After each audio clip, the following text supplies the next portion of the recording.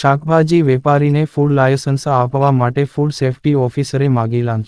શાકભાજી વેપારીને food licence કાઢી આપવા માટે પાલિકાના food safety officer Hemen Gohil અને વહીવટી ક્લાર્ક ગુલામ યાસીન શેખે વેપારી પાસેથી રૂ45,000ની લાંચ માગી હતી.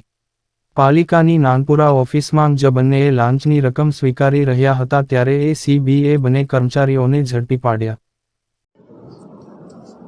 ગત રોજ એક ફરિયાદીની ફરિયાદ મળેલ કે શાકભાજીનું વેચાણ કરવા માટેનું લાયસન્સની જરૂરિયાત હોય તેઓએ એક ઓનલાઈન અરજી કરેલી, જે અરજીના કામે લાયસન્સ મેળવવા જે અરજી કરેલ એમાં લાયસન્સ આપવા માટે SMC Rander zone food safety officer Hemen Gohil તથા વહીવટી ક્લાર્ક તરીકે ફરજ બજાવતા ગુલામ શેખ નાઓએ લાયસન્સ આપવાના અવેજ પેટે 45,000 રૂપિયાની લાંચની માગણી કરેલી, જે લાંચ લેતા હેમેન તથા ગુલામ શેખ પકડાઈ ગયેલ હોય તેઓ વિરુદ્ધ કાયદેસર કાર્યવાહી કરી અને ગુનો રજીસ્ટર કરવામાં આવેલ છે અને આગળ તપાસ ચાલુ છે.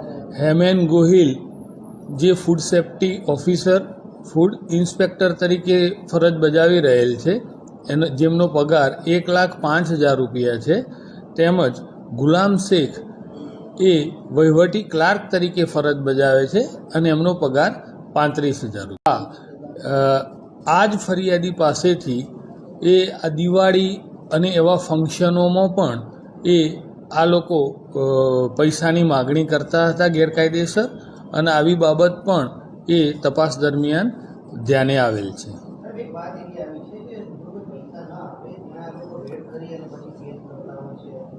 હા, આ જ ફરિયાદીએ એ વસ્તુ પણ ફરિયાદમાં એમને પોતે ધ્યાન મૂકેલી છે અને ભવિષ્ય આવું કંઈ પણ હશે તો આવી જે બાબતો તપાસ દરમિયાન અમારે ધ્યાને આવશે તે તમામ મુદ્દે અમે તપાસ કરીશું.